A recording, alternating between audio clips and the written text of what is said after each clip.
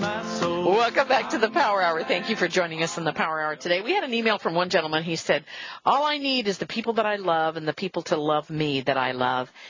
And, of course, the Power Hour. And I said, wow, that guy's got it right. Yeah. Anyway, thank you for joining us in the Power Hour today. And Bob Chapman is joining us. We're talking about gold and silver. We're talking about the financial mess that we are in right now. And I'm going to go to Joe in Arkansas. Joe, you are on the air with Bob Chapman. Go ahead, please. Okay, thank you, Joe. I make a living painting signs, and I recently painted a sign for a man that was in a situation that I had never heard of before. And that's this. He had a 3-acre lot that he was trying to give away.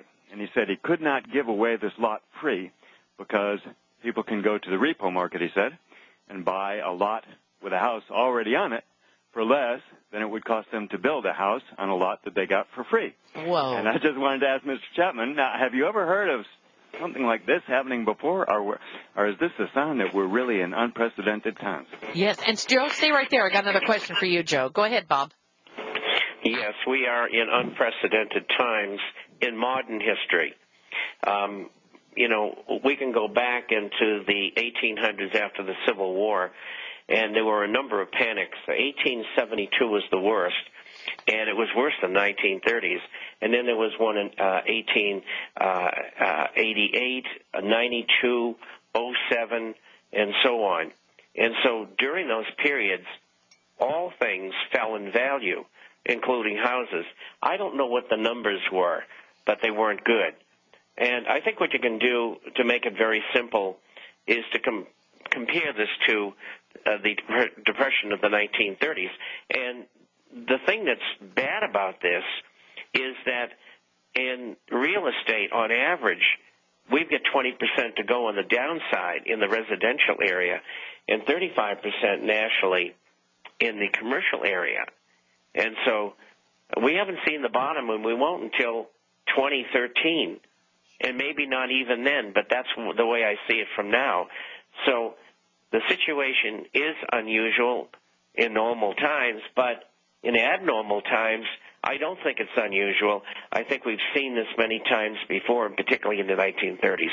Interesting. Joe, when you say you paint signs, do you paint? Do you do billboards, or what do you do? Not many billboards, no. Those are mostly done by kind of a photographic silk screening process, I believe. Mm-hmm. Mostly these days I do windows and I do boards, and I do occasionally I get a truck, but not very often anymore. Mostly the truckers like the vinyl stick-on letters.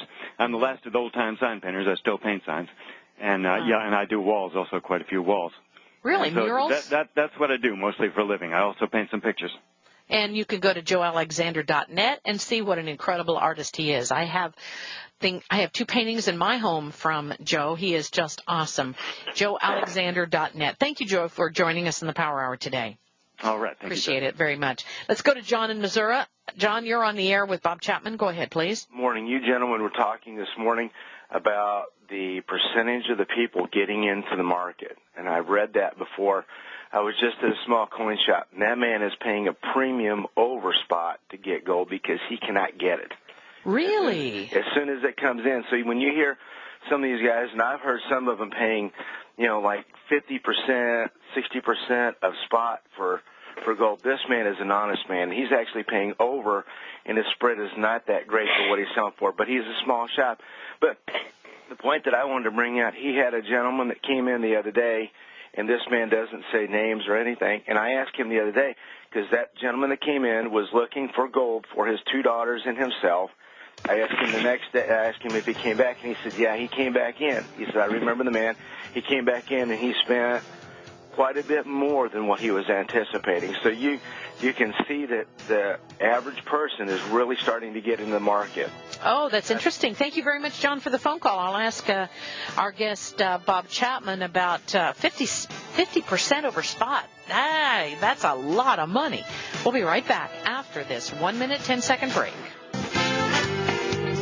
Welcome back to the Power Hour, ladies and gentlemen. Thank you for joining us. We are in the second hour of the Power Hour. Gold appears to still be at about 10.54, if I'm looking at it correctly. And the stock market's up 56 points today. They're trying to run up that stock market to get everybody to get back in the market, and I don't think people are falling for it. Well, joining us today is the International Forecaster editor, Bob Chapman. And you can get the newsletter by going to theinternationalforecaster.com. Bob, your response to John in Missouri. I'd like to know where John is, by the way, in Missouri. They're buying 50% over spot. That's really incredible. But what about this buying 50% over spot? Is gold that hard to find? Well, I don't think so. I think it might be an anomaly, and maybe this deal is small and it doesn't have access to the wholesale professionals that others have, and maybe he has orders in hand as well, and so it's hard to say. And even it would be even hard for Ted to say. We'd have to call a dealer and simply ask him why. And it's a matter of a national interest as to why he's doing that. But I don't think that's normal. The normal flow of traffic right now is there's a slight shortage of gold and silver coins in some areas, but it's going to be more and more prevalent as we go along. I think the figure of participants in the gold and silver market as a percentage of Americans is less than 3%, and has been for a long time. At the top of the market last time around, it was plus 15%. It'll probably go there again, which means 85% of the people in the country are going to take a terrible licking on their assets as well as their currency. And what about, anyway, let me go to David in Ohio. David, you're on the air. Go ahead, please, with Bob Chapman. Yes, Bob. I was wondering what kind of dollar devaluation we're going to have to be looking at. Now, I hope you tell me I'm a fool and I should go back and take a math class again, but I come up for a 15% backing in gold. This country would have to come up with 5.25 billion tons.